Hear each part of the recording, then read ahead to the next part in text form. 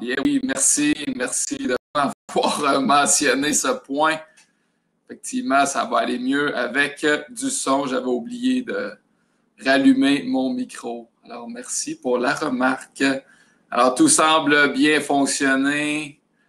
Les gens qui répondent oui, qui répondent bon matin, les pouces vers le haut, tant mieux. Donc, je suis bien content que ça fonctionne bien ce matin. Pour mon deuxième webinaire, donc il y a certains d'entre vous peut-être qui ont assisté à mon webinaire d'hier matin sur les diètes populaires, sur les mythes et réalités sur certaines diètes populaires. Alors, on reprend ça ce matin avec un deuxième webinaire sur la nutrition, mais maintenant, on va s'attarder un petit peu plus à des particularités nutritionnelles de la course à pied. Alors, moi, la course à pied, c'est mon sport de prédilection depuis quelques années déjà. Donc, je vais faire une petite présentation personnelle là, pour ceux et celles qui ne me connaissent pas. Alors, oui, Maxime Brouillard, je suis spécialiste en promotion de la santé pour les PSP de la région Montréal, plus spécifiquement à la garnison Saint-Jean. Ça fait déjà 14 ans que je travaille pour les PSP. Moi, je suis kinésiologue de formation. J'ai étudié à l'Université de Sherbrooke. J'ai commencé à travailler pour les PSP de la région Montréal en 2006 comme moniteur en conditionnement physique à l'époque. Et puis, depuis 2008, donc depuis 12 ans, je travaille au département de promotion de la santé des PSP à la garnison Saint-Jean. Pour moi, la nutrition, c'est quelque chose qui me passionne. Non seulement j'aime manger, mais j'aime aussi toute la théorie derrière la nutrition. Plus particulièrement, la nutrition qui vise à aider à la performance sportive. Pendant plusieurs années, et puis là, je remonte à l'époque où j'étais au secondaire, au cégep, à l'université aussi. Donc, pendant plusieurs années, j'ai pratiqué principalement la musculation. Bon, sans jamais faire de compétition, de culturisme ou quoi que ce soit, mais c'était vraiment mon sport de prédilection, la musculation. J'en ai fait beaucoup pendant plusieurs années.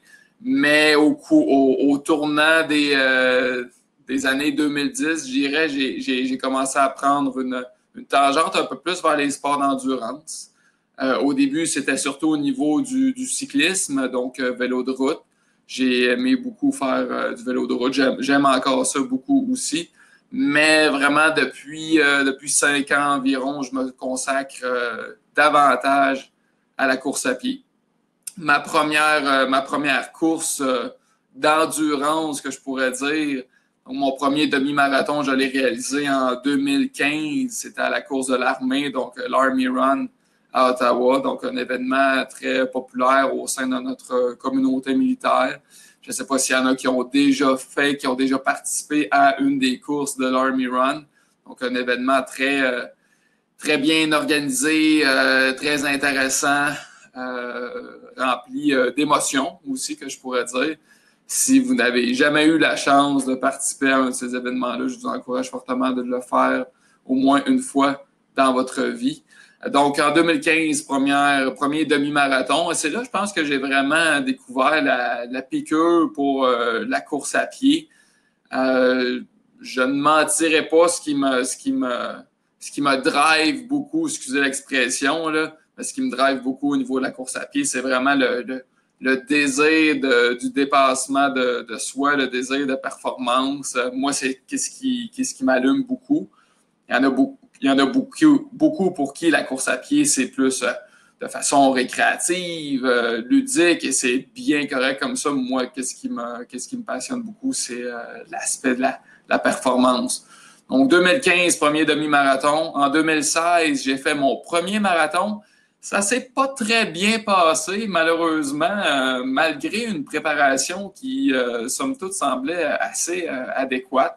J'ai fait mon premier marathon en 2016 à Longueuil. J'ai souffert beaucoup de crampes musculaires, mais de façon assez sévère et assez tôt dans la course aussi. Donc, souvent, les crampes vont survenir plus tard dans la course. Moi, ça a commencé assez tôt, mais j'ai réussi quand même de peine et de misère à le terminer. Donc, ça a été une épreuve non seulement physique, mais mentale aussi. Suite à ça, suite à cet événement-là de crampes durant mon marathon, j'ai eu une petite période où est-ce que ça a été plus difficile, la course à pied. Bon, les bobos qui ressortaient, j'ai l'impression un peu de difficulté à bien récupérer, à bien me remettre sur pied suite à ce marathon-là en 2016. J'ai donc pris un peu de recul, j'ai fait un peu d'autres activités physiques aussi. Et quand j'ai repris, avant de reprendre la course à pied, je m'étais mis à faire des exercices un peu plus spécifiques là, de renforcement, d'étirement aussi. J'ai suivi quelques traitements aussi pour corriger certaines lacunes au niveau musculo-squelettique, au niveau de la posture, des trucs comme ça. J'ai repris la course à pied un peu plus sérieusement en 2017 avec d'autres demi-marathons au cours de cette année-là. Et puis là, c'est vraiment à partir de 2018 que les choses se sont très bien placées. Donc, 2018, j'ai fait deux marathons. Marathon d'Ottawa, ainsi que le marathon du Petit Train du Nord, dans mon coin de pays, dans les Laurentides. Et dans cette année-là, aussi en 2018, dans l'été 2018, je me suis consacré beaucoup à la course en trail, donc la course en sentier, la course en montagne. Donc, j'ai couvert des distances allant de 12 km jusqu'à 65 km à la course Arikana, l'Ultra Trail Arikana à Charlevoix. Donc, un grand événement de course à pied en trail au Québec. Donc, ça a été ma plus longue distance de la vie, là, 65 km. C'est des gros défis quand même.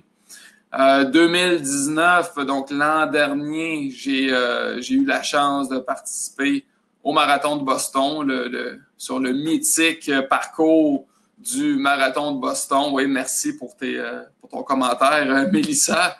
Bon, on dit machine, ouais, mais on peut tous être des machines à notre niveau. Hein? 65 km, oui, ça paraît vraiment extraordinaire, mais dans le monde de l'ultra-trail, de la course en montagne, ça va jusqu'à des 100 km, 160 km parfois, et parfois plus même. Donc, il y a vraiment plus de limites, on dirait, au niveau de la course à pied, surtout en montagne, en sentier. Donc, je reviens à mon année dernière, année 2019. Marathon de Boston, oui. Il y a de cela là, à peine plus d'un an, donc le 15 avril de l'année dernière, donc ça fait un peu plus d'un an, je faisais le marathon de Boston, donc un parcours légendaire. Donc, je suis bien content d'avoir pu parcourir, d'avoir pu participer à cet événement-là. J'en ai la petite preuve ici. J'ai amené mon petit, ma petite licorne. On voit bien, hein, avec le petit chandail Run Boston.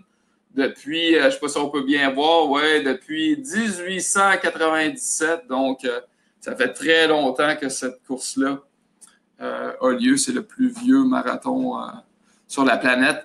Et puis aussi, bon, pour clore ma saison l'an dernier, en 2019, j'ai refait encore le marathon du Petit Train du Nord dans les Laurentides, dans mon coin de pays d'origine, où j'ai réussi ma meilleure performance à vie. Alors bon, cette année, c'est un peu particulier. Hein? Les événements de course sont tous annulés pour le moment. Même le marathon de Boston qui devait avoir lieu hier. Hier, c'était la journée où devait avoir lieu le marathon de Boston. Je n'étais pas inscrit pour cette année. Mais bon, ça a été reporté. Plusieurs événements de course. Peut-être que vous vous étiez déjà inscrit à des événements de course pour cette année. Le marathon d'Ottawa, entre autres, est annulé.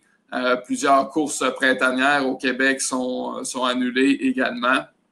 Donc, on va espérer que pour l'automne, à tout le moins, les choses reviennent à la normale. Moi, personnellement, je suis inscrit au marathon de Chicago au mois d'octobre. Donc, on se croise les doigts pour que les choses reviennent à la normale. Mais sinon, il y a quand même des choses pires que ça. Pour le moment, on continue à s'entraîner sans problème malgré le confinement. Et puis, c'est un peu ça aussi qui m'a amené... qui m'a donné le goût de vous parler de particularités nutritionnelles pour la course à pied dans le cadre de ce webinaire-là. Moi, justement, là, je vois beaucoup de gens présentement autour de chez moi. Bon, je vis dans un petit quartier résidentiel assez tranquille. Il y a beaucoup de gens qui marchent, beaucoup de gens qui courent également. Vous avez peut-être observé la même chose.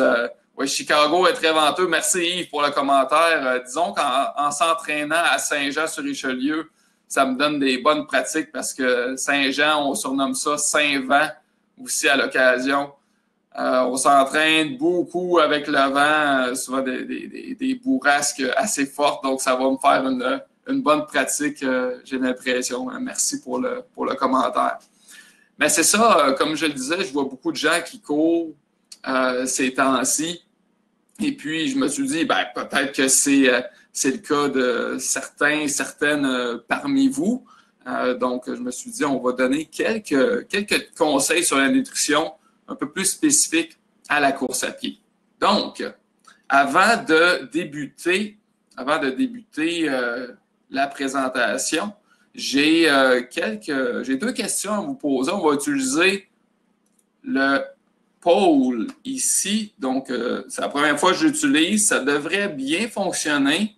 Je veux savoir un peu plus à qui je m'adresse aujourd'hui. Je vois les noms, mais je voudrais savoir un peu à quelle catégorie de personnes que vous appartenez. Donc, je vais cliquer ici. On me demande, bon, OK, ça c'est beau, partager. On va espérer que ça fonctionne. En théorie, vous devriez avoir, ouais, ben, ça semble fonctionner. J'ai déjà des réponses. Donc, à quelle catégorie appartenez-vous? Militaire, famille de militaires, vétérans, civils, MDN ou FNP pour fonds non publics ou autres.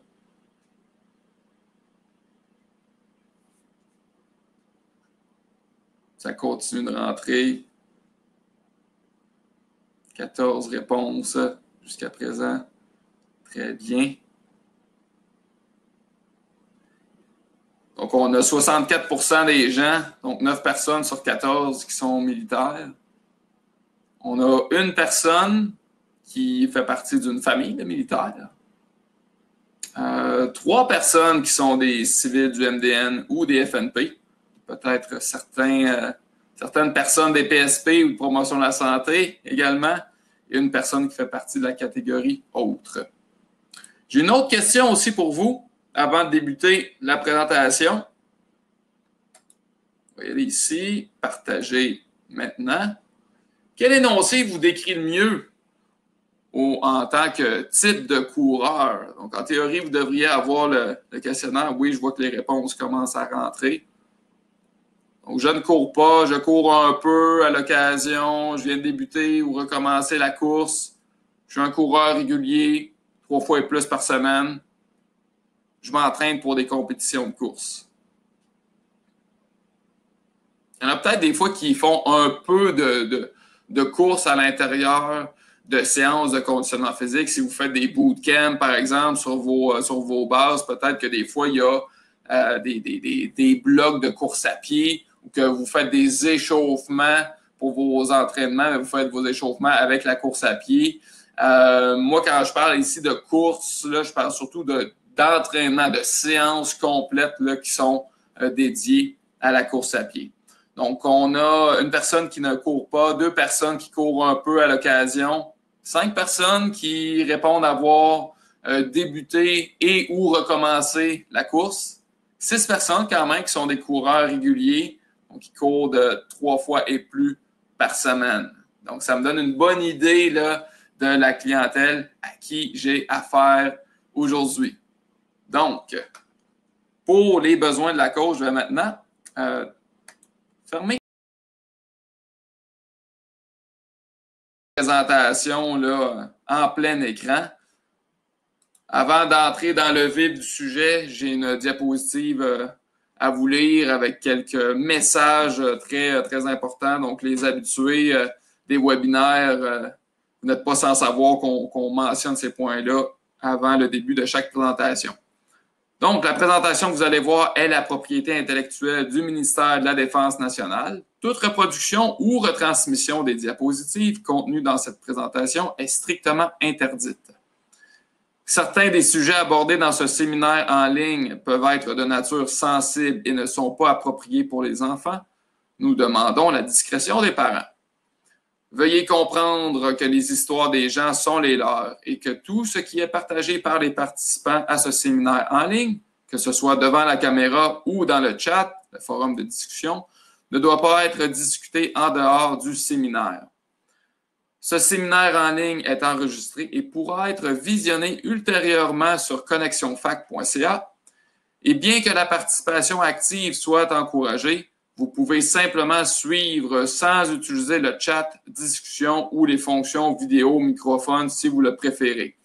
Donc, en fait, moi, parfois, oui, je vais vous poser des questions. Vous avez déjà commencé à répondre. Vous m'avez donné des commentaires aussi. Mais ça, c'est vraiment libre à vous de répondre là, ou quoi que ce soit. Vous n'êtes pas obligé. Vous pouvez seulement suivre la présentation si vous le désirez. Dernier message aussi que j'aimerais vous mentionner. Moi, je vous l'ai dit, je suis kinésiologue. Donc, je ne suis pas nutritionniste de formation. Bon, j'ai quand même des bonnes notions au niveau de la nutrition, de par ma pratique de la course à pied, de par mon travail aussi en promotion de la santé, mais je ne suis pas nutritionniste. Et puis aussi, ce que je vous présente aujourd'hui, ça ne remplace pas les conseils que vous pourriez avoir en consultation avec un ou une nutritionniste. OK? Quand même, le contenu que je vous présente là est bien fondé sur la science, sur des informations crédibles, des ressources crédibles. Les informations contenues dans la présentation proviennent principalement du programme Énergiser les forces, qui est le programme de promotion de la santé à travers les Forces armées canadiennes. Et puis, plusieurs informations ont été prises plus spécifiquement du programme Bouffe Santé pour un rendement assuré, là, Top Fuel for Top Performance, qui est offert sur toutes les bases à travers le Canada. Bon, présentement, c'est sûr que c'est plus compliqué, mais ce sont des programmes qui sont offerts sur toutes les bases. Donc, si jamais, quand ça va revenir à la normale, que vous aimeriez suivre ces formations-là un peu plus approfondies, ben, vous pourrez le faire en consultant là, les offres de formation là, de vos équipes de promotion de la santé sur vos bases respectives. Je vais essayer de ne pas dépasser 1 heure. Hier, j'ai pris un peu plus de temps. Aujourd'hui, là, je vais vraiment me concentrer pour arrêter à 60 minutes. J'ai pas mis trop de matériel non plus pour qu'on ait le temps de tout couvrir et peut-être avoir aussi de la place pour quelques questions à la fin de la présentation. Libre à vous de suivre la formation assis, debout. Vous pouvez faire des étirements, des postures de yoga. Vous pouvez manger aussi, boire votre café sans problème. Ça ne me dérange pas du tout, bien évidemment. Donc, on débute la présentation. C'est une image que vous avez sûrement déjà vue si vous êtes un tant soit peu intéressé par l'alimentation. C'est vraiment quelque chose que vous avez déjà vu, soit dans nos autres webinaires qu'on offre là, depuis 3 semaines environ, ou dans des cours de nutrition de promotion de la santé ou sur Internet, quoi que ce soit. Donc, c'est l'assiette équilibrée, l'assiette santé qui va avec le guide alimentaire canadien. Donc, la version la plus récente du guide alimentaire qui a été publiée en 2019, il y a un peu plus d'1 an. Pourquoi je vous remontre ça? Bon, je ne gagne pas plus ou moins d'argent selon le nombre de fois où je présente l'assiette. Là, ça n'a aucun rapport. Mais je vous présente cette assiette-là parce que, bon, souvent, quand on pense à la nutrition sportive, quand on pense à la nutrition pour la course à pied, on croit parfois que ça a besoin d'être, que c'est très compliqué, la nutrition sportive ou pour la course à pied. Ça ne doit pas être compliqué, là. La base demeure la même, que l'on soit un coureur, une coureuse, qu'on pratique tout autre type de sport ou qu'on veut juste bien s'alimenter au quotidien. La base demeure la même. Il faut s'alimenter principalement avec des aliments d'origine végétale, surtout des légumes, des fruits également, des grains entiers, puis des aliments protéinés aussi qui peuvent être d'origine animale et ou végétale. Ça peut être une combinaison des deux. Là. Je le dis souvent dans mes cours de nutrition, On n'a pas besoin d'être végétarien, on n'a pas besoin d'être vegan pour inclure des aliments protéinés d'origine végétale dans son alimentation. Moi, personnellement, je ne me considère pas vegan. Par contre, donc oui, je mange des aliments protéinés d'origine animale, mais je mange également des légumineuses, du tofu, noix, graines, des trucs comme ça. Donc, ces aliments-là peuvent se retrouver dans notre alimentation, même si on consomme des aliments d'origine animale. Donc, la variété est très importante aussi. L'équilibre dans l'assiette va être très important, que l'on soit coureur ou non. Donc, ça, c'est vraiment la base de notre alimentation. Et on voit aussi avec cette image-là que ce sont des aliments qui sont très peu transformés, très naturels également. Ça aussi, ça va beaucoup aider à la performance en course à pied. Peu importe c'est quoi notre objectif au niveau de la course, que ce soit de participer à des courses de longue distance, des 5 km, 10 km, que l'on fasse la course à pied seulement pour le conditionnement physique, seulement parce qu'on aime ça, parce que c'est bon pour notre santé mentale aussi. Ça, c'est très bien. Mais peu importe c'est quoi notre objectif au niveau de la course à pied, la base de l'alimentation demeure la même. N'hésitez pas aussi à poser des questions si jamais vous en avez au cours de la présentation, s'il y a des points que vous voudriez aborder de façon plus spécifique. Pour continuer un peu au niveau de la base de l'alimentation pour la performance, encore là, ça s'applique à la course à pied, mais ça s'applique aussi dans les autres sports. J'aime bien cette image-là. Vous allez voir, on va ajouter des genres d'étages, comme des beignes ou des bagels. On va en ajouter au fur et à mesure qu'on va avancer des diapositives. Vous voyez, ça, c'est vraiment la base là, pour la performance optimale. Ce qu'on mange et ce qu'on boit pendant la journée, ça constitue vraiment la pierre angulaire. Donc, vraiment, nos repas, nos collations aussi, on voit que ce sont, avec les images qu'il y a là, on voit que ce sont surtout encore là des aliments qui sont peu transformés ou pas transformés du tout. Beaucoup de fruits, de légumes, grains entiers, tout ça. Donc, ça, c'est vraiment la pierre angulaire de notre alimentation. C'est ça qui va avoir le plus grand impact sur notre performance en course. C'est certain que, bon, là, on ajoute un étage, on ajoute un petit beigne ou un petit bagel à notre pyramide. Ce qu'on mange et ce qu'on boit avant, pendant et après l'exercice, bon, je vois qu'il y a une petite faute là, d'orthographe ici, il ne devrait pas avoir d'accent sur le E à exercice, on va corriger ça.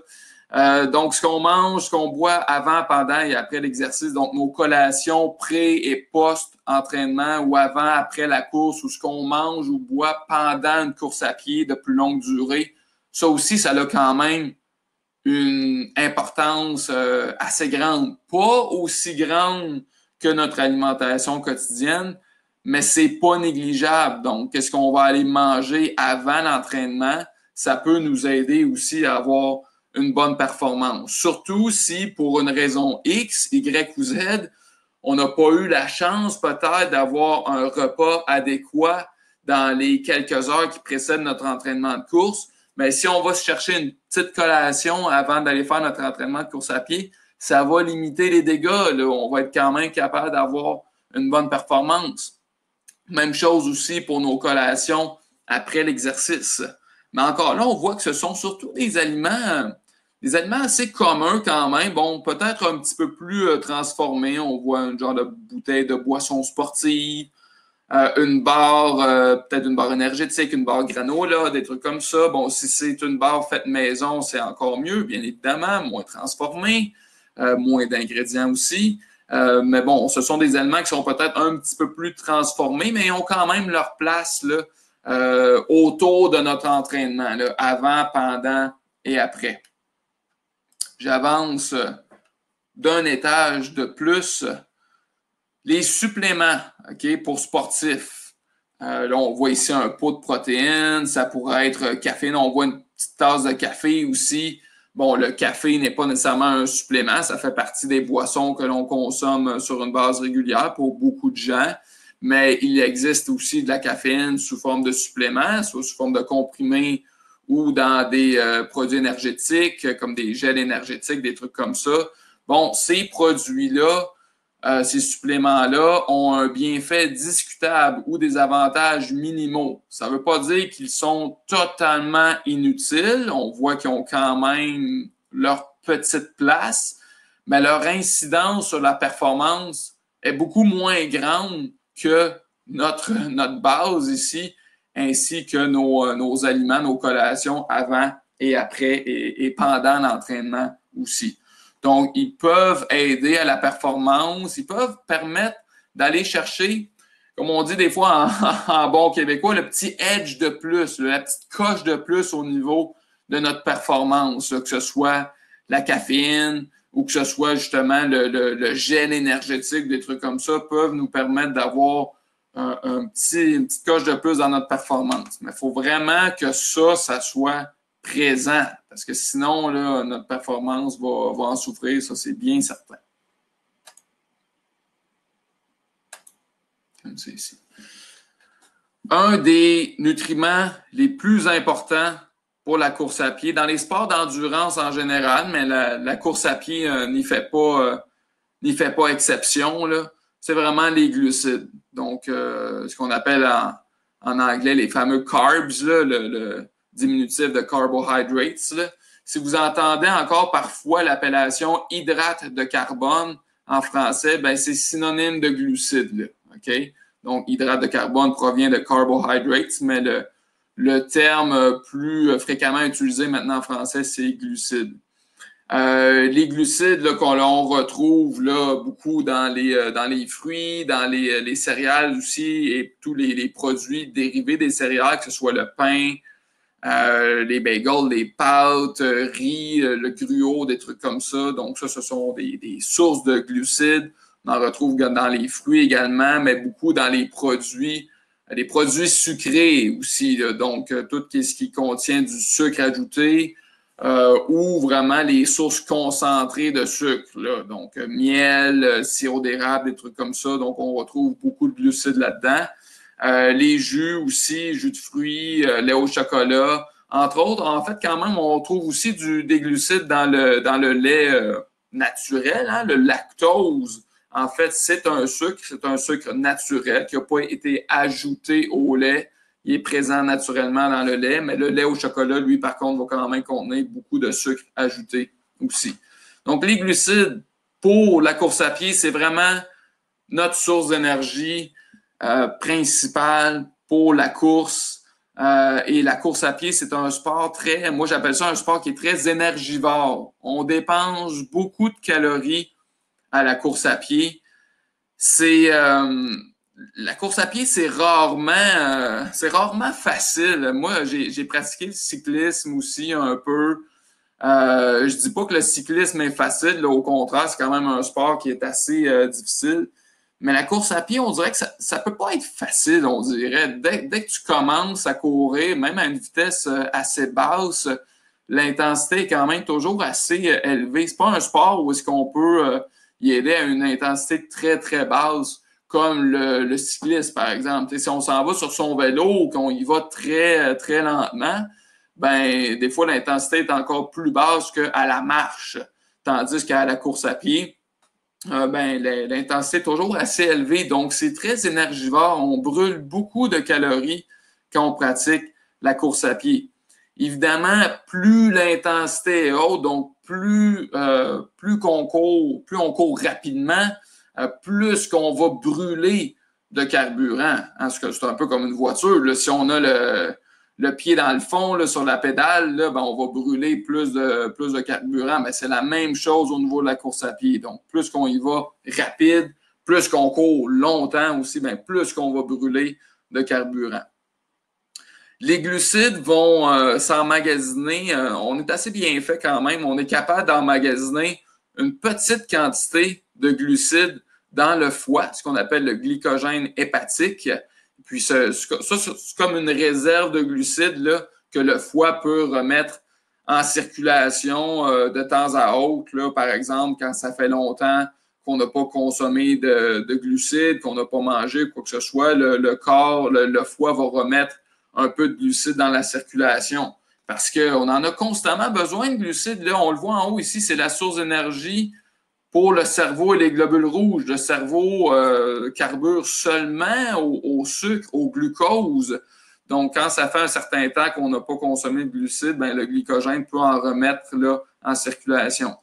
Mais le corps aussi va emmagasiner du glycogène dans les muscles, le fameux glycogène musculaire qui est très, très utile pour les sports, principalement pour les sports d'endurance. Donc, on va être capable d'emmagasiner une certaine quantité de glucides. Mais pas tant que ça.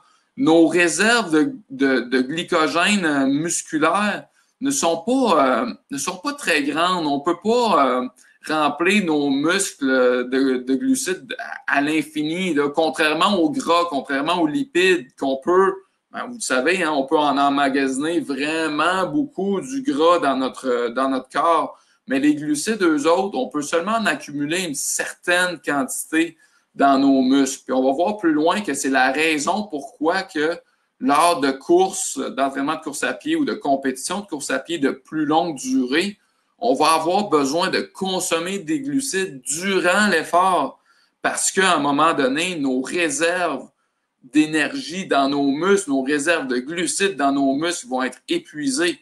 Donc là, c'est là que parfois on frappe le mur, là, comme on dit, là, souvent au niveau du marathon principalement. Mais ça, c'est parce que nos réserves de glucides dans les muscles vont s'être épuisées. On va revenir un petit peu là-dessus tantôt là, sur l'apport en glucides là, pendant la course. La quantité de glucides à consommer par jour, c'est assez technique. Là. Vous voyez les chiffres là, que là. Rappelez-vous toujours, là, revenez toujours aux images que je vous ai montrées tantôt, l'assiette équilibrée, puis la pyramide aussi avec les bagels, là, si on veut. Ça devrait être toujours la base. Là. Mais si on y va un petit peu plus technique, là, on peut faire des calculs. Il faut être assez à l'aise quand même avec ces notions-là. Il faut être à l'aise pour vérifier les étiquettes alimentaires aussi pour savoir il y a combien de glucides dans ce qu'on mange, etc. Mais je vous présente quand même les informations parce que c'est pertinent. Puis c'est surtout de voir la différence aussi. Là. Donc, l'apport quotidien en glucides. On a 3 groupes de personnes ici. Coureurs récréatifs. Peut-être qu'il y en a plusieurs parmi vous qui rentraient là-dedans. Je l'ai vu tantôt avec la question que je vous ai posée. Donc, moins d'1 heure par jour. On aurait besoin si je me dirige ici, entre 5 et 7 grammes de glucides par kilogramme de poids corporel par jour. Donc, on doit connaître c'est quoi notre poids corporel en kilos. Si vous ne le savez pas, c'est quoi en kilos, mais vous le savez, c'est quoi en livres, bien, vous prenez votre poids en livres, vous divisez ça par 2,2 et ça va vous donner votre poids corporel en kilos. Sinon, bien, vous allez sur votre téléphone, vous écrivez dans Google table de conversion kilogramme-livre, puis ça va se faire pas mal tout seul. Donc, coureur récréatif, moins d'1 heure par jour de course à pied, 5 à 7 grammes de glucides par kilogramme de poids corporel par jour. Si on y va des coureurs avancés, donc 1 heure à 3 heures par jour, on voit là l'apport en glucides va monter là, de 6 à 10 grammes par kilogramme de poids corporel par jour. Donc, par exemple, un individu de 80 kilos, par exemple, un coureur de 80 kilos, pourrait avoir à consommer entre, si je fais 80 multiplié par 6, ça donne 480. 80 multiplié par 10, ça donne 800. Donc, entre 480 et 800 grammes de glucides par jour pour un coureur de 80 kilos. L'écart est quand même assez large. Ben, c'est parce que ça se peut qu'il y ait des journées que ça soit 1 heure notre entraînement, mais ça se peut qu'il y ait des journées que ça soit 2 heures, 3 heures par jour. Ben là, à ce moment-là, on va plus vers le 10 grammes par kilo par jour. Puis pour les journées où est-ce que c'est plus 1 heure, 1 heure et demie d'entraînement, ben là, on peut être plus à 6 grammes par kilo, 8 grammes par kilo. Donc, c'est pour ça qu'il y a quand même un écart, là. Et puis aussi, quand on fait des longs entraînements, ben, comme je l'ai dit tantôt, on va consommer des glucides pendant l'entraînement. Donc, ça va s'ajouter à notre apport en glucides. Les coureurs élites, ben oui, il y en a qui courent 4 à 5 heures par jour. C'est incroyable. Les coureurs élites, là, vont souvent courir plus de 200 km par semaine. C'est incroyable. Ça peut aller à du 30-35 km par jour, répété 7 jours par semaine, à toutes les semaines. Donc, oui, c'est beaucoup, beaucoup d'heures de course à pied. On s'entend que ce sont des coureurs élites qui sont habitués à ce volume d'entraînement-là, mais ces gens-là ont besoin d'un apport en glucides qui est très, très grand pour vraiment, c'est leur carburant finalement, donc de 10 à 12 grammes par kilo de poids corporel par jour. Ils sont chanceux, eux autres, par contre, souvent les coureurs élites sont très petits, sont très légers, donc 10 à 12 grammes par kilo pour un coureur qui pèse peut-être 50 kilos, ben, c'est pas astronomique finalement comme quantité de nourriture là, à consommer, là, étant donné qu'ils ont un poids corporel, somme toute, assez faible. Mais tous ces glucides-là, cette quantité de glucides-là, bon, on retrouve ça dans quoi? Bon, pas besoin de savoir ce tableau-là par cœur, bien évidemment. Je vous présente ça, encore une fois, c'est juste pour vous montrer en gros dans quoi, dans quels aliments qu'on peut retrouver des glucides et de façon générale, quelle est la quantité de glucides qu'on va retrouver dans ces aliments-là. Si on prend un jus de fruits, donc un petit verre, hein, une demi-tasse de jus de fruits, ça va être autour d'une quinzaine de grammes de glucides. Même chose si on prend un fruit moyen, entre 15 et 20 grammes. Donc, une pomme moyenne, une orange, ça va se situer autour de ça. Les céréales, ça va varier quand même beaucoup au niveau des céréales à cause de la teneur en sucre ajouté. Mais si ce sont des céréales non sucrées type shredded wheat, pas mini wheats, mais shredded wheat, donc qui ne contiennent pas de sucre ajouté, ça va être autour de 15 à 20 grammes de glucides pour une portion de 35 grammes de céréales. Bref, vous avez une liste là, ici d'aliments. Ça, c'est des trucs qui se trouvent assez facilement aussi sur Internet. Là, si vous avez déjà suivi notre cours Bouffe Santé pour un rendement assuré, bien ça, c'est un tableau qui se retrouve justement dans le cahier de participants. Je vous amène là ici, je vais vous faire attirer votre attention sur la ligne ici, sucre, miel, sirop, donc 15 millilitres, donc une cuillère à table, 15 grammes de glucides. Donc oui, ce sont des aliments qui sont très concentrés en glucides. Un fameux gel pour sportifs, là, hein, un petit sachet de gel qu'on retrouve dans les boutiques de course à pied, les boutiques de vélo aussi. Donc, un sachet de gel, ça va varier entre 20 et 30 grammes de glucides. Souvent, ce qu'on retrouve, c'est 25 grammes de glucides. Au cours des dernières années, il y a quelques compagnies, dont quelques compagnies québécoises, qui ont commencé à sortir des sachets de sirop d'érable.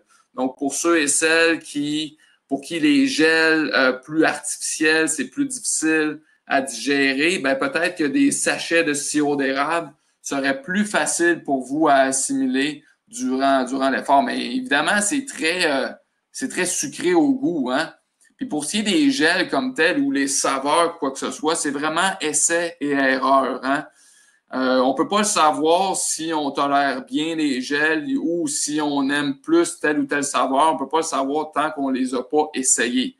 Et évidemment, faut essayer ça à l'entraînement, pas durant les compétitions, là. Parce que si on n'a jamais essayé de gel, qu'on essaye ça dans une compétition, ben notre corps il est peut-être pas prêt à accepter ce type de produit-là. Faut habituer nos papilles gustatives, il faut habituer notre système digestif aussi, il faut se pratiquer à consommer ces produits-là durant l'effort. Je vais revenir un petit peu plus loin là-dessus, sur les produits là, durant l'entraînement.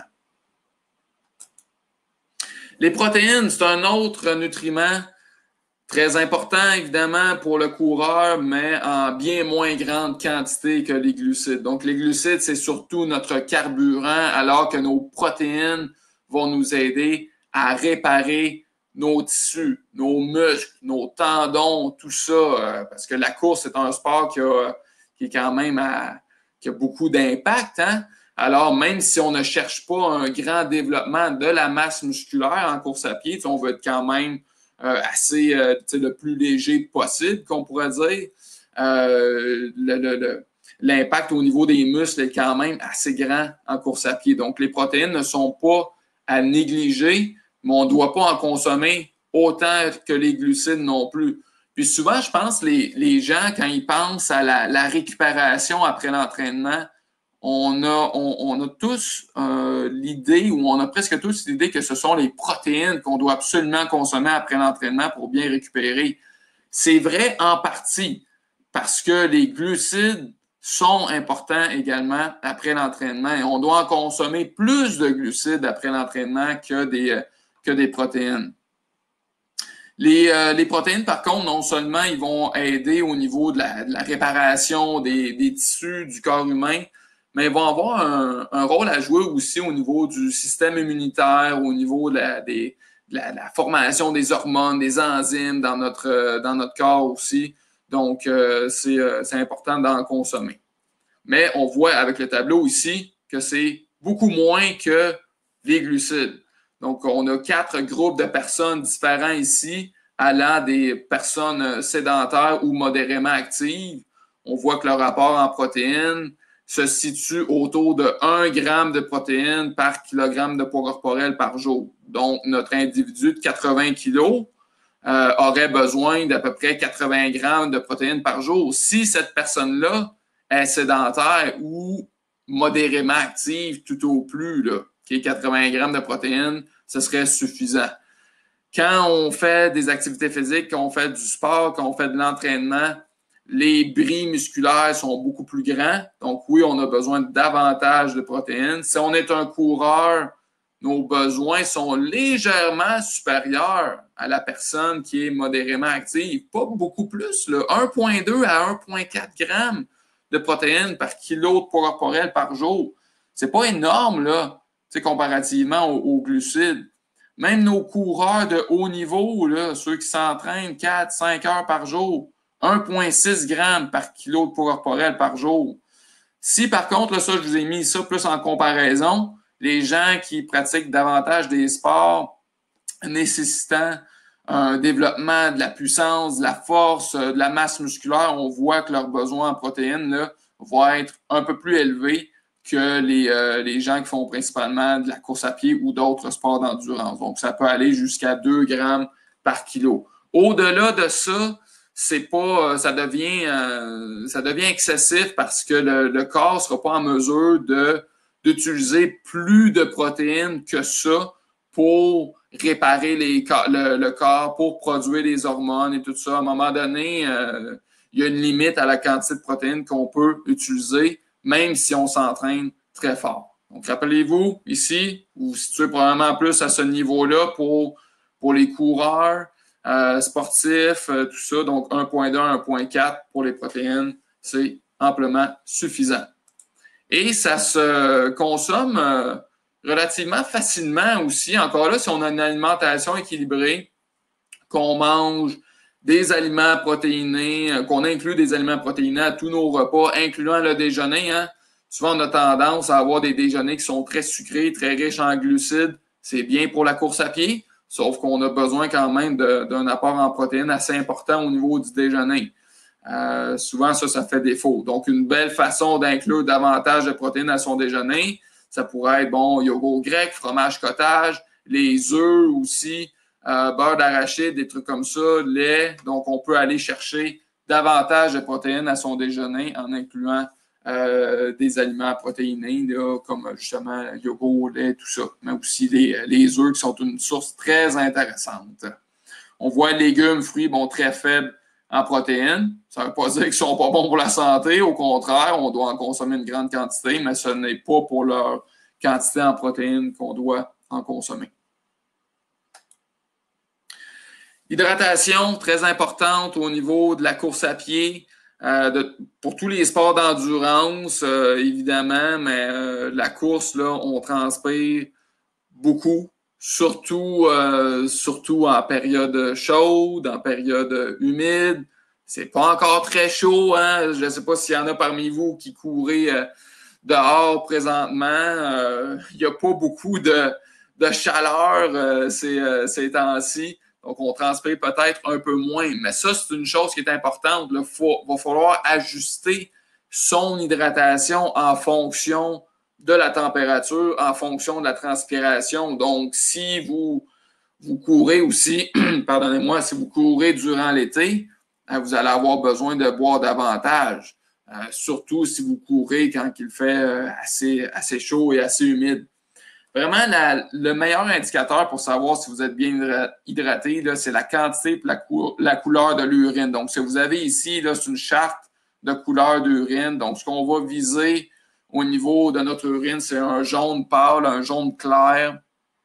C'est normal que ça soit un petit peu plus foncé peu de temps après un entraînement, après une course à pied. C'est normal que ça soit un peu plus foncé. Il ne faut pas capoter avec ça. Il faut juste intégrer davantage de liquide après ça dans les heures qui suivent notre entraînement de course à pied pour revenir à un jaune clair. Si vous finissez votre entraînement de course et que votre urine est complètement claire, ben ça, c'est un signe que probablement vous avez bu trop d'eau durant votre entraînement de course ou avant votre entraînement de course. Ce n'est pas utile, même que ça pourrait nuire à la performance. Dans certains cas très sévères, ça peut même mener à des graves problèmes de santé. L'hyponatrémie qu'on appelle, là, qui est une diminution des taux de sodium, des taux d'électrolytes dans le corps.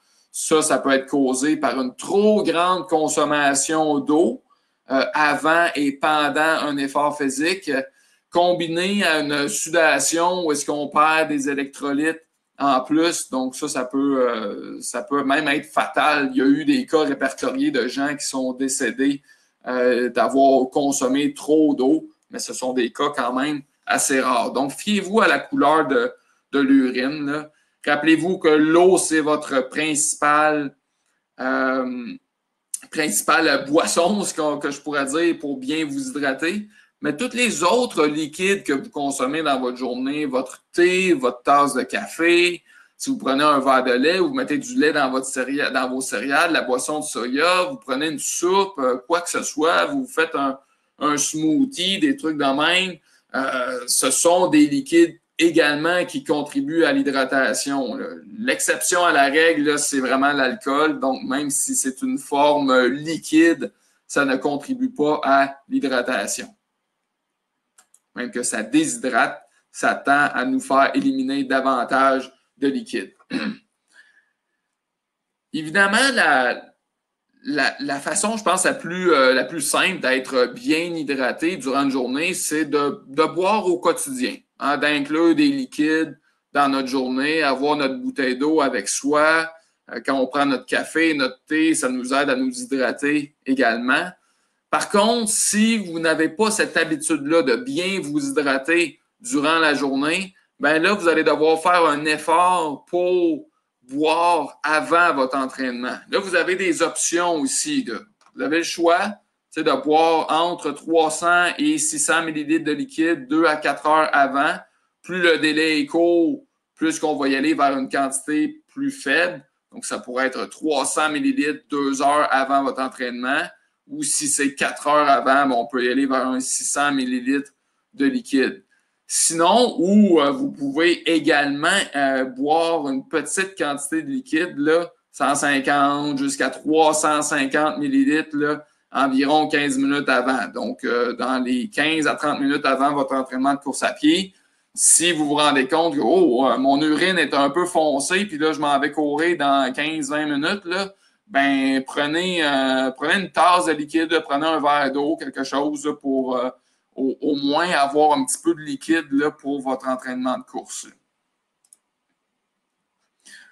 Là, je passe maintenant, je reviens aux glucides. Donc là, je venais de parler de liquide. Ici, vous avez un tableau qui vous informe de la quantité de glucides à prendre avant l'effort. Tu sais, tantôt, je vous ai parlé de la quantité de glucides à consommer durant la journée, mais avant l'effort, c'est très important aussi d'avoir un apport en glucides adéquat, suffisant, pour avoir l'énergie nécessaire pour notre entraînement de course à pied.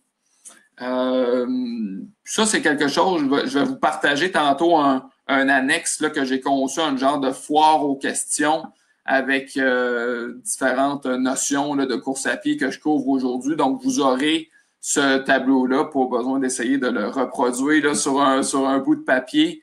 Mais la règle à suivre, c'est de consommer 1 gramme de glucides par kilo de poids corporel par heure dont on dispose avant l'entraînement.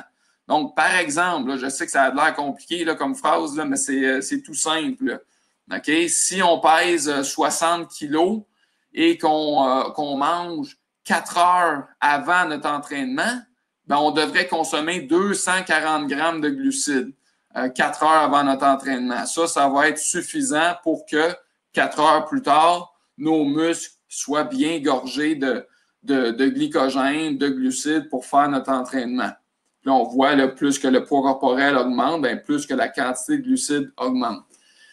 Ça, c'est bien beau dans la théorie, là, mais dans la pratique, là, moi, je vous le dis, là, moi, je me situe à peu près à ça, là, 80 kilos. Là, 320 grammes de glucides, là, c'est beaucoup. C'est quand même un volume de nourriture assez important. Dans la plupart des cas, la plupart du temps, les gens, même s'ils mangent 4 heures avant l'entraînement, ils n'auront probablement pas consommé toute cette quantité de glucides-là. À moins de manger juste du sucre, là, juste des sucreries, puis du jus, des trucs comme ça. Mais évidemment, ce ne sont pas des aliments très nutritifs, très bons pour la santé.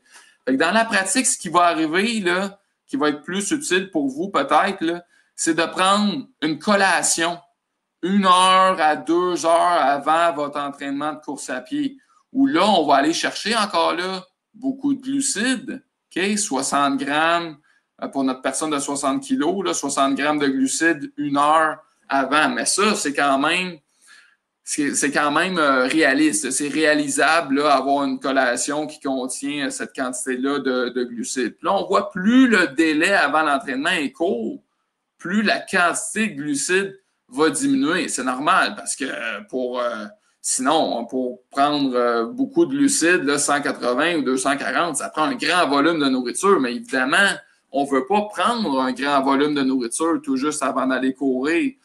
C'est peut-être faisable avec d'autres sports qui ont moins d'impact, comme le vélo, le cyclisme. Mais au niveau de la course à pied, à cause des impacts répétés, le ventre, les organes se font brasser pas mal. Donc, ça peut nuire à la digestion. Puis en plus, quand on fait un effort de course à pied, le sang est principalement dirigé vers les muscles des jambes qui vont nous permettre d'avancer. Et il y a moins de sang qui est dirigé vers les organes du système digestif. Donc, la digestion va être vraiment affectée, va être réduite ou limitée pendant notre effort. Donc là, si on commence notre effort de course avec l'estomac bien rempli, ben ça va être difficile d'avoir une bonne performance. Ça va être difficile d'être confortable. Ou si on pourrait avoir des inconforts gastriques, des inconforts intestinaux également. Mais si une personne là, décide vraiment d'avoir un repas très, très riche en glucides, là, ben, il faut comprendre que la personne va devoir attendre au moins 3-4 heures avant de débuter son entraînement de course pour laisser le temps à ce volume de nourriture-là qui est plus élevé, ben, de quitter l'estomac pour éviter d'avoir des inconforts gastriques durant l'effort. Je vous amène à cette petite note-là en bas que j'ai écrite.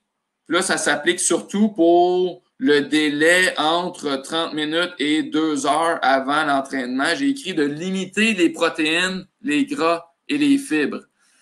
Pourquoi? Parce que les protéines et les gras, ce sont des nutriments qui prennent un peu plus de temps à digérer. Donc, ça va ralentir la digestion. Donc, dans nos 2 heures avant l'entraînement, on va limiter ces nutriments-là. Ça ne veut pas dire que notre collation ne peut pas contenir de protéines du tout. Oui, il peut en avoir un peu, quelques grammes. Ça serait correct. Même chose pour les gras. Il pourrait y avoir un peu de noix, peut-être, dans notre collation 2 heures avant l'entraînement. Mais c'est clairement pas le temps d'aller prendre une grande quantité de matières grasses, telles des viandes grasses ou beaucoup d'huile ou des vinaigrettes ou des trucs comme ça parce que ça va vraiment ralentir la digestion. Au niveau des fibres, sont importantes les fibres au quotidien, bien évidemment, pour la régularité intestinale, pour bien contrôler le cholestérol, la glycémie, tout ça. Sauf qu'avant l'entraînement, ce n'est pas le meilleur temps pour consommer nos fibres, à moins que vous y soyez très habitué, très adapté. Sinon, moi, j'aurais tendance à vous conseiller d'y aller vers des produits qui contiennent un peu moins de fibres. Donc, si vous prenez des pains, ben, c'est peut-être pas le moment de prendre du pain qui contient une très grande quantité de fibres, ou c'est pas le temps de prendre des légumineuses non plus, ou des légumes qui contiennent une grande quantité de fibres, parce que ça pourrait encore là causer des inconforts intestinaux durant la course, surtout combiné aux impacts et à la vibration là, et les intestins là, qui se font brasser beaucoup durant la course. Ça pourrait mener vraiment des inconforts intestinaux assez sévères, que je pourrais vous dire. Donc, on va limiter ça là, tout juste dans les heures qui précèdent notre entraînement. Si on a l'habitude de courir tôt le matin, je vous présente quelques options aussi, parce qu'il y en a plusieurs personnes qui vont aller courir tôt le matin parce que ça rentre dans leur horaire. Ils courent avant de travailler ou ils vont courir avant qu'il fasse trop chaud s'ils courent l'été. C'est correct de courir tôt le matin, mais là, je vous présente quelques options nutritionnelles. Mais ça va beaucoup dépendre d'une personne à l'autre. Il y en a qui sont capables de se lever, d'aller à la toilette et de mettre leur running shoe, d'aller courir 5-10 km à une bonne intensité à jeun, sans avoir rien consommé. Mais si la personne est adaptée à ça, tant mieux. Il n'y a peut-être pas besoin de changer cette habitude gagnante-là. Par contre, si on se rend compte que je manque un peu d'énergie quand je cours le matin, ben là, vous avez quelques options présentées ici. Ces options-là sont également là, inscrites dans le document que je vais vous partager là, un petit peu plus tard dans l'annexe que je vais vous partager avant la fin du webinaire. Mais les options, ça revient à consommer principalement des glucides. Donc, soit que vous prenez un petit déjeuner qui est riche en glucides dès que vous vous levez, puis vous attendez environ 1 heure avant d'aller courir. Ça pourrait être des rôtis avec du miel, avec un fruit comme une banane ou une orange. Donc, vraiment quelque chose de pas trop volumineux qui est principalement axé sur les glucides. Donc, ça vous permet d'aller courir, mais il faut attendre quand même 1 heure environ là, avant de se mettre à courir parce que sinon, l'estomac va être trop plein. L'autre option pourrait être de prendre des aliments très concentrés en glucides dès que vous vous levez, par exemple des dattes medjool qui sont très sucrées, qui contiennent beaucoup de glucides, mais dans un petit volume de nourriture. Puis là, vous pouvez partir courir presque immédiatement parce que bon, ça prend pas trop de place là, dans l'estomac, ça se digère quand même assez bien, mais ça dépend d'une personne à l'autre. Encore une fois, essai et erreur à l'entraînement, c'est ça qui va vraiment dicter qu'est-ce qui fonctionne bien ou moins bien pour vous. Et ça dépend beaucoup du type d'entraînement aussi qu'on fait le matin. Si on s'en va jogger, un petit jogging léger de 20 minutes, 30 minutes, puis qu'on déjeune en revenant, ben ça se peut très bien qu'on soit capable d'aller courir à jeun. Par contre, si on s'en va courir un 10, 15 km ou un 20 km, c'est fréquent chez les gens qui font des longues distances la fin de semaine, soit le samedi ou le dimanche matin. C'est commun pour les coureurs d'aller faire leur long run, comme on dit, leur course de longue distance, pour qu'ils puissent avoir le restant de la journée en famille ou en couple là, pour faire les activités quotidiennes après. Mais tu sais, partir pour un 15, 20, 30 km quand on s'entraîne pour un marathon là, à jeun, ça va être difficile. Donc, idéalement, il faut consommer des glucides là, quand on se lève, quitte à se lever un petit peu plus tôt peut-être. Si on a de la misère à tolérer les aliments solides avant d'aller courir, bon, on peut privilégier les aliments liquides à ce moment-là. Jus de fruits, lait au chocolat, des trucs de même. Oui, ce sont des aliments qu'on a tendance à recommander de limiter généralement, parce qu'ils contiennent beaucoup de sucre ajouté, pas très nutritif, pas très bon pour la santé, c'est certain, mais là, on parle surtout de carburant qu'on a besoin pour notre entraînement de course. Il faut comprendre aussi que ces aliments-là, qui sont très sucrés, ne doivent pas non plus remplacer nos bons aliments nutritifs, là. Mais dans l'alimentation d'un coureur, là, les jus de fruits, les sources concentrées de glucides là, ont quand même leur pertinence. Même chose pour les gels, les sirops, jujubes, des trucs comme ça. On peut en consommer aussi pendant l'entraînement dès que possible en début d'effort. Donc, si vous vous entraînez tôt le matin, vous partez, vous levez de votre lit, vous mettez vos souliers de course, puis vous partez courir un 20 km, vous partez 2 heures de temps, ben là, ça va être bien important de transporter avec vous ces produits-là, une combinaison de ces produits-là, voir vraiment qu'est-ce qui fonctionne bien pour vous permettre là, de vous énergiser dès le début de votre effort. Une autre option pourrait être de prendre une collation le soir avant de se coucher. C'est correct. Si vous prenez une collation là, riche en glucides, ça pourrait être un bol de céréales avec une banane, par exemple, donc quelque chose qui est très riche en glucides, qui est quand même assez facile à digérer, qui ne devrait pas trop nuire au sommeil.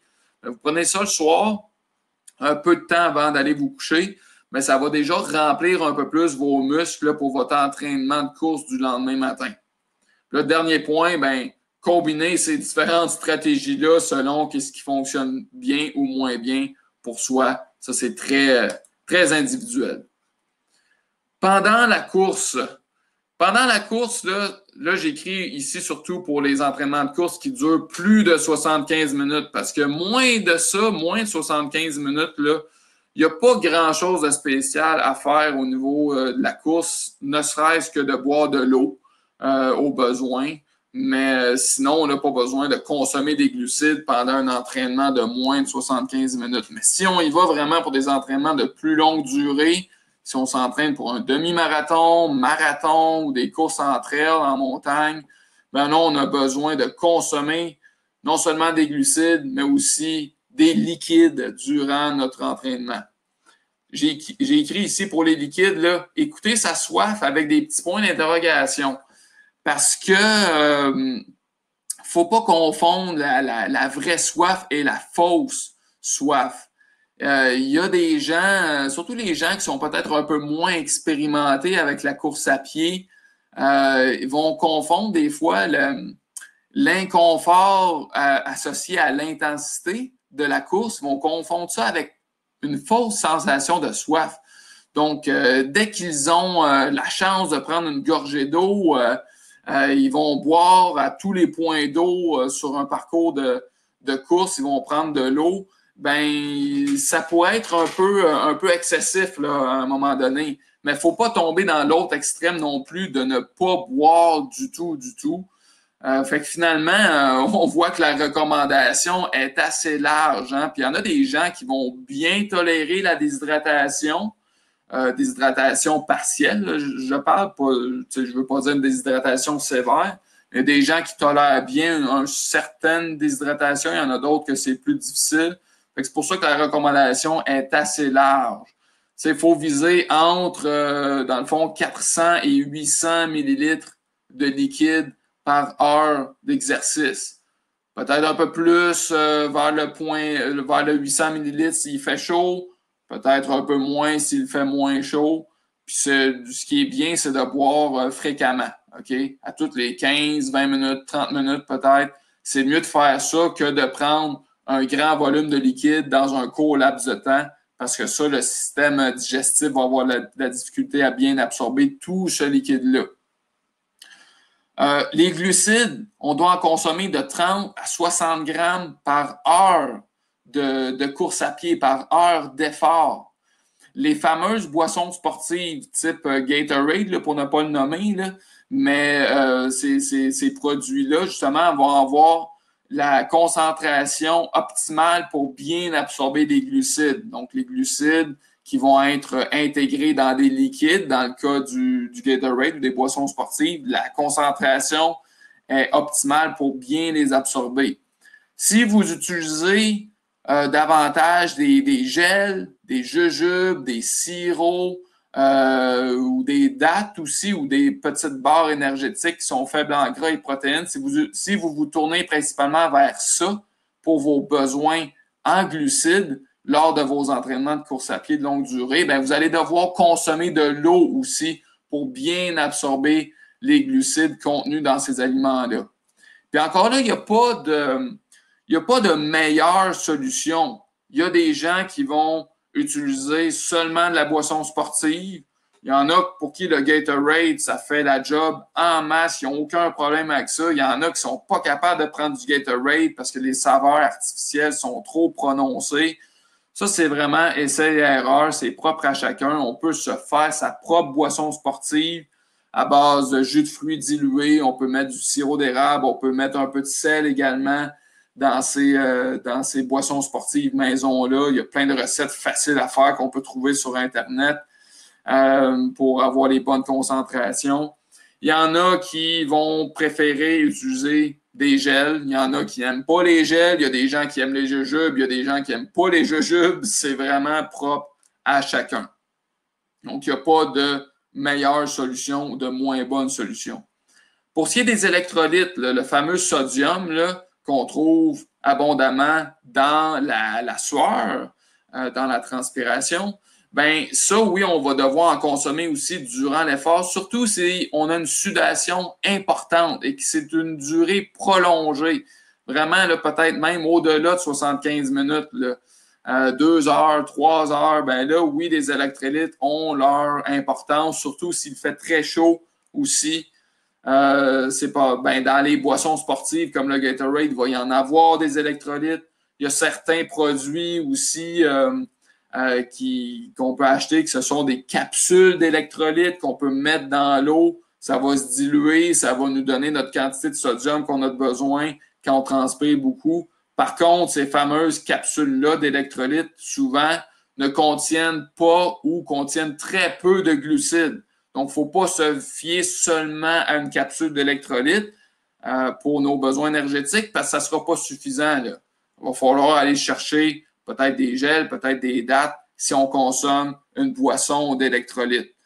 Ceux qui connaissent ces produits-là, les capsules Noon Active, qui sont des capsules d'électrolytes qu'on peut dissoudre dans l'eau, peut-être que c'est des produits que vous connaissez, mais ça, justement, ça contient très peu de glucides. J'ai une petite note en bas de diapositive, entraîner son système digestif. On entraîne ses muscles, on entraîne son cardio, on entraîne aussi son mental beaucoup dans la course à pied, mais on doit aussi entraîner son système digestif. Si vous n'avez pas l'habitude de consommer des liquides et des glucides pendant vos entraînements de course, lorsque vous allez arriver à votre premier demi-marathon peut-être, ou votre premier marathon, ou quoi que ce soit, et que vous essayez de consommer ces produits-là pendant votre compétition, votre système digestif vous aimera pas. OK? Il ne va pas bien tolérer ces produits-là. On doit habituer nos papilles gustatives, notre bouche, on doit habituer notre œsophage, notre estomac, nos intestins, tout ça, ça s'entraîne. Et ça s'entraîne comment? Bien, justement, en pratiquant, en essayant ces produits-là à l'entraînement pour vérifier qu'est-ce qui fonctionne bien, qu'est-ce qui fonctionne moins bien pour soi. Et il y a quelque chose aussi que je pense les coureurs, des fois, font une erreur, c'est que pendant leur longue distance, leur entraînement de longue distance la fin de semaine, leur fameuse long run du samedi ou du dimanche, souvent, ils vont courir plus lentement. Hein? C'est une longue durée. On part pour 20, 30 km des fois. Donc, on y va plus lentement. Fait que là, à cette vitesse-là, oui, le système digestif absorbe bien ce qu'on lui donne, nos gels, nos boissons sportives. Mais là, quand on arrive en compétition, à notre marathon, par exemple, ou à notre demi-marathon, là, on va souvent courir plus rapidement que durant nos séances de nos sorties de longue distance. Mais là, quand on court plus rapidement en compétition, ça peut être plus difficile de bien absorber nos glucides, nos liquides. Donc, pratiquez-vous, entraînez votre système digestif dans les conditions que vous allez faire vos compétitions. Fait que ça, c'est le moment de la journée, c'est la température, c'est la vitesse à laquelle vous allez courir en compétition aussi. Si vous faites toujours vos entraînements en fin de journée, mais que vos compétitions sont tôt le matin, si vous n'êtes pas habitué de courir le matin, ça va être difficile aussi lors du moment de la compétition. Donc, si on fait des compés, 10 km, 5 km, peu importe la distance, là, si on fait des compétitions et qu'elles sont en avant-midi, qu'elles sont tôt le matin, on doit essayer de répliquer ces conditions-là le plus possible pour ne pas avoir de surprise quand vient le temps de la compétition. Finalement, après la course, donc là, j'ai parlé avant la course, qu'est-ce qu'on consomme, pendant aussi, quantité de glucides, tout ça. Mais après la course, c'est important aussi de refaire le plein. Encore là, on a plusieurs chiffres ici au niveau des quantités de glucides, quantités de protéines. Je vais essayer de vous mettre ça pratico-pratique, là.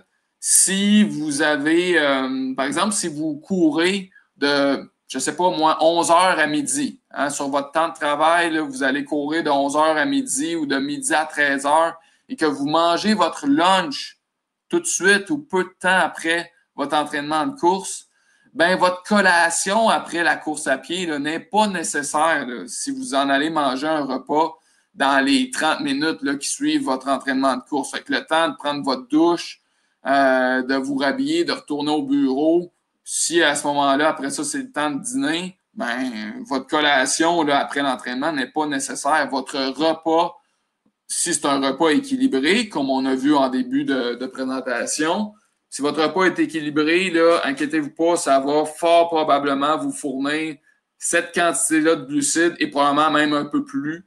Puis même chose pour les protéines, il va assurément y avoir au moins 10 grammes de protéines dans votre repas et parfois plus également. Là où la collation après la course est particulièrement importante, c'est si jamais c'est pas le temps de manger un repas après votre entraînement, ou bien si vous avez vraiment pas faim, vous avez l'estomac dans les talons après votre entraînement de course à pied, puis ça vous dit vraiment pas de manger un repas, essayez au moins de prendre une collation dans les 30 minutes qui suivent votre entraînement. Une collation qui va vous fournir et des glucides et des protéines. Vous en avez des exemples ici, là. Ça n'a pas besoin d'être compliqué, là. Vous pouvez y aller avec des aliments là, très communs, très habituels, des fruits, du pain, bagel, des liquides aussi. C'est sûr que là, ça va être important d'inclure des liquides. De l'eau, ça peut être du jus de fruits, ça peut être un lait au chocolat. Oui, un lait au chocolat à ce moment-là peut être une bonne option. On se rappelle, le jus, le lait au chocolat, ça contient quand même beaucoup de sucre ajouté.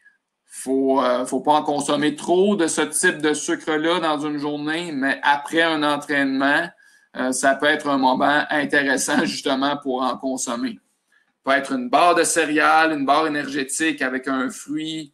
Ça peut être un smoothie que vous faites également.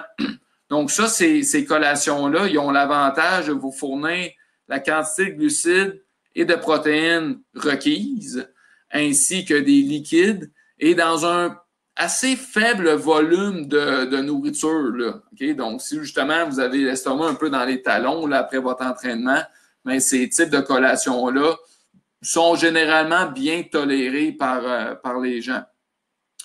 Moi, dimanche dernier, là, après un gros 30 km au vent et à la pluie aussi, au froid, je vous dirais que le lait au chocolat avec des bons vieux pretzels salés, là, ça fait la job en masse. Donc, beaucoup de glucides, des protéines aussi dans le lait au chocolat, du sodium pour les électrolytes. Là, vous vous dites, voyons donc, lait au chocolat et pretzel, quelqu'un en promotion de la santé qui mange ça. Je suis pas en train de vous dire que je me nourris de ça au quotidien. Au contraire, je me nourris très bien. Mais après un gros entraînement de la sorte, là, ça fait la job en masse. Des des glucides sucrés avec le lait au chocolat, des glucides salés avec les pretzels également. Donc, si vous aimez ça, les pretzels, là, ben justement, après un entraînement où si vous avez transpiré beaucoup, ça peut être un moment de vous faire cette petite gâterie-là, de vous permettre cette petite gâterie. Les pretzels vont être mieux que les chips parce que les chips sont beaucoup plus grasses, mais les pretzels sont beaucoup plus faibles en gras. Évidemment, les principes de base d'alimentation demeurent. Là. Essayons de manger le moins transformé possible, le plus naturel possible. Essayons de cuisiner le plus possible aussi, que ce soit nos bars, nos muffins, quoi que ce soit. Essayons de les faire soi-même. Ça demeure, là, même au niveau de la course à pied. Mais quand même, il y a possibilité d'aller chercher des fois des aliments qui sont un peu plus transformés pour nous permettre d'avoir notre carburant nécessaire. Donc, ça complète pour mes diapositives. Donc, je vous présente quelques ressources ici qu'on présente à la fin de chacun de nos webinaires qui ne sont pas en lien avec la nutrition ou la course à pied ou quoi que ce soit. Plus des ressources d'aide, des ressources au niveau des conseils aussi sur la COVID-19. On a des lignes aussi directes si vous êtes en détresse également. Donc, ligne pour le canadienne pour le suicide au niveau du Québec, on se rappelle, c'est 1-866-APPEL. Donc, si vous vous sentez en détresse ou quoi que ce soit, vous pouvez appeler le 1-866-APPEL. Donc, plusieurs ressources là, sont disponibles là, autant pour vous que pour vos proches, que vous soyez militaire, civil, quoi que ce soit. Sinon, pour moi, ça complète les diapositives que j'avais à vous présenter. J'ai débordé un petit peu. J'espère que ça n'aura pas trop eu d'impact sur votre emploi du temps de cet avant-midi. Je vous remercie beaucoup. Je vais remettre ma caméra comme ça. Hein. Je vais pouvoir vous dire un beau bonjour.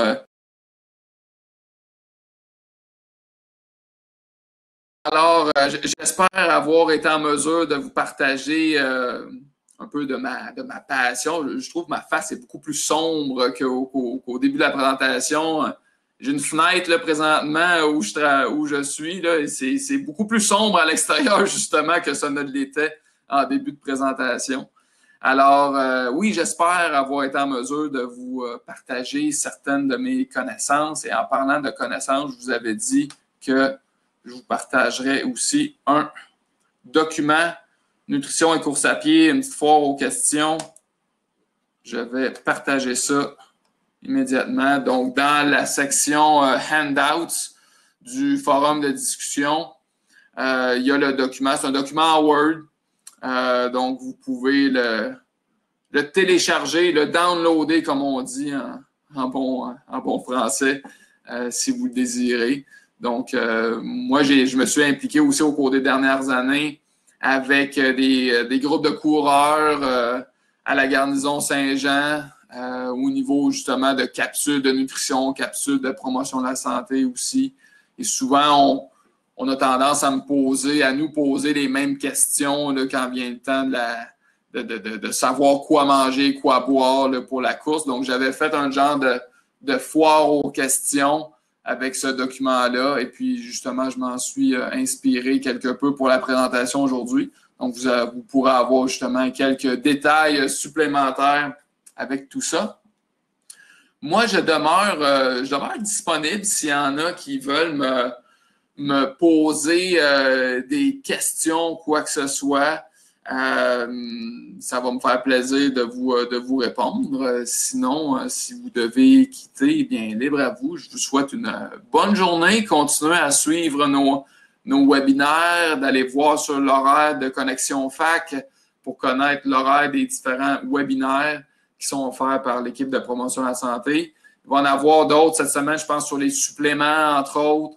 En anglais, par contre, mais si vous vous débrouillez bien là, dans la langue de Shakespeare, vous allez voir qu'il y a une multitude de webinaires également en anglais. Donc, merci pour les commentaires. Je vois quelques commentaires ici dans le chat. Donc, merci beaucoup. Alors, je vous souhaite une bonne journée. Amusez-vous bien, courez, mangez bien. Et puis, on se revoit bientôt, je l'espère. Merci beaucoup. Bonne journée à tout le monde.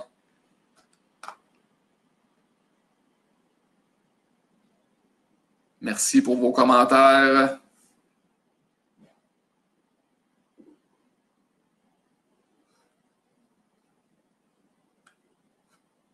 Bien content de savoir que ça vous plaît, les webinaires. Formule intéressante.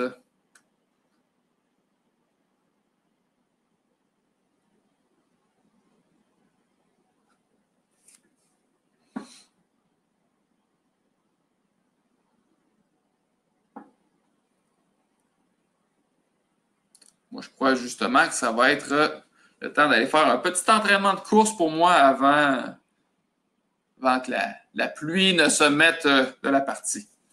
Une question ici, merci, très intéressant. Par simple curiosité, qu'est-ce que tu as pris durant ton 65 kilos et avant?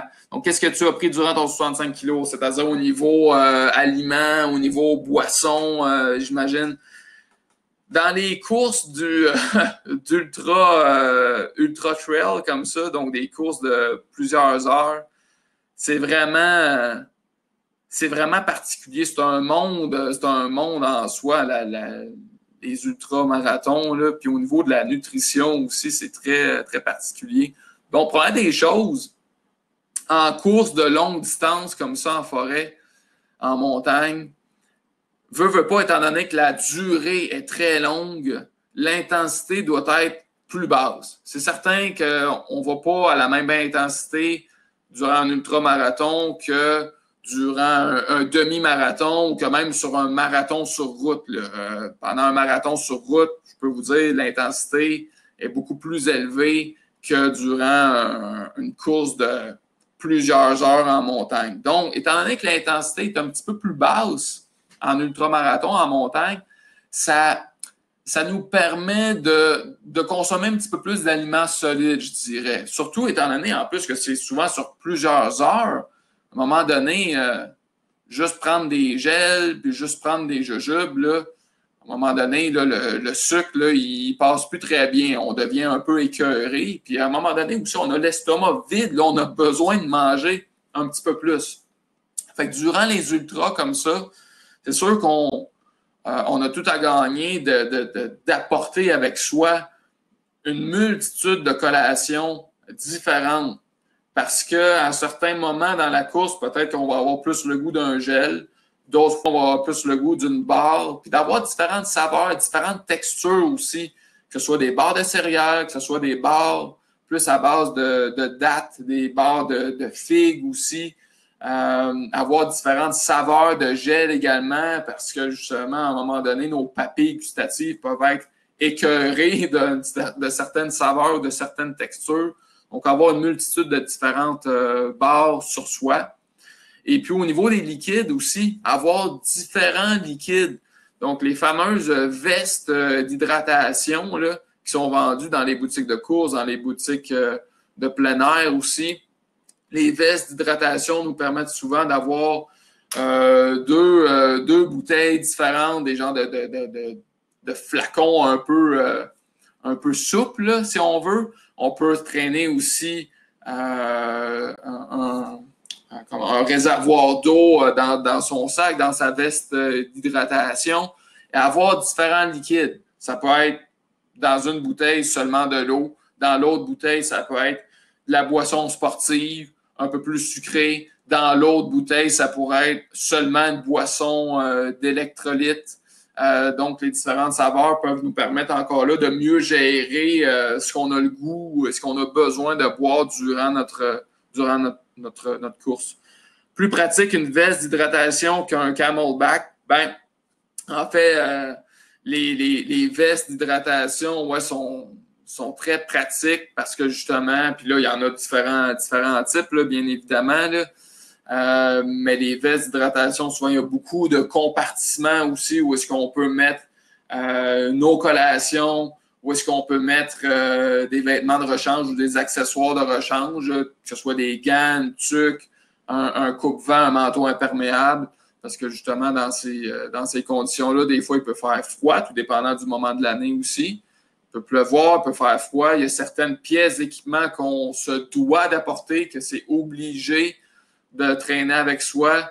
Une petite couverture de survie, le manteau à capuchon, des trucs comme ça. Donc, la veste d'hydratation va permettre d'avoir accès à tous ces produits-là, ces accessoires-là durant la course. Mais si je reviens au niveau de la nutrition, oui, on s'apporte des trucs avec soi, mais il faut savoir aussi que dans les longues courses, dans les ultramarathons comme Arikana à Charlevoix, l'Ultra Trail à Bromont, peu importe ce type, peu importe où on fait ces courses-là, souvent, il va y avoir des postes de ravitaillement sur le parcours à différents points du parcours, à tous les 10, 15, 20 km, quoi que ce soit. Et à ces points de ravito-là, on les appelle carrément les ravitaux, là c'est vraiment spécial. D'un événement à l'autre, ça va varier, mais on peut trouver des petites patates bouillies, des genres de petites patates grelots. On peut trouver des boulettes de riz, on peut trouver carrément du chocolat, des chips, du fromage, des bouillons, aussi des soupes. Qu'est-ce qu'on voit des fois aussi? Bon, des traditionnels fruits aussi, boissons sportives, de l'eau, boissons gazeuses, soit Pepsi, Coke, des trucs comme ça. Donc, des trucs très, très sucrés. Ça paraît un peu aberrant de trouver tous ces produits-là sur des parcours de courses comme ça, mais le but, c'est vraiment de donner une possibilité, une variété de produits aux coureurs. Il y en a qui vont préférer plus des glucides salés, d'autres plus des glucides sucrés. Et puis, quand il fait froid, là, je vous dirais un petit bouillon, un petit verre de soupe Lipton, là, c'est chaud, c'est très salé aussi, là, ça aide beaucoup, là. Ouais, patate grelot, effectivement. C'est particulier, mais ouais, ça arrive dans les courses d'ultramarathon, justement, en montagne. C'est vraiment un monde à part. Là, moi, j'aime les deux côtés. La course sur route, plus pour la performance, le défi du chronomètre, là, si on veut, mais la course en montagne, en sentier, c'est un autre monde. Complètement, c'est très, très mental aussi, surtout quand on passe 6, 7, 8, 12 heures à courir et à marcher là, en sentier. Des fois, on se retrouve tout seul, des fois, on se retrouve avec d'autres coureurs. C'est presque méditatif à un certain moment. Donc, évidemment, ça prend une bonne préparation physique, mais c'est plus atteignable que qu'est-ce qu'on pourrait croire. Là. Il y a des gens de tous les niveaux là, qui font ça. Donc, merci pour ces questions. Merci pour ces commentaires à tout le monde. Il ne semble pas y avoir d'autres questions qui ont sorti. Alors, je vous souhaite encore une fois une bonne journée.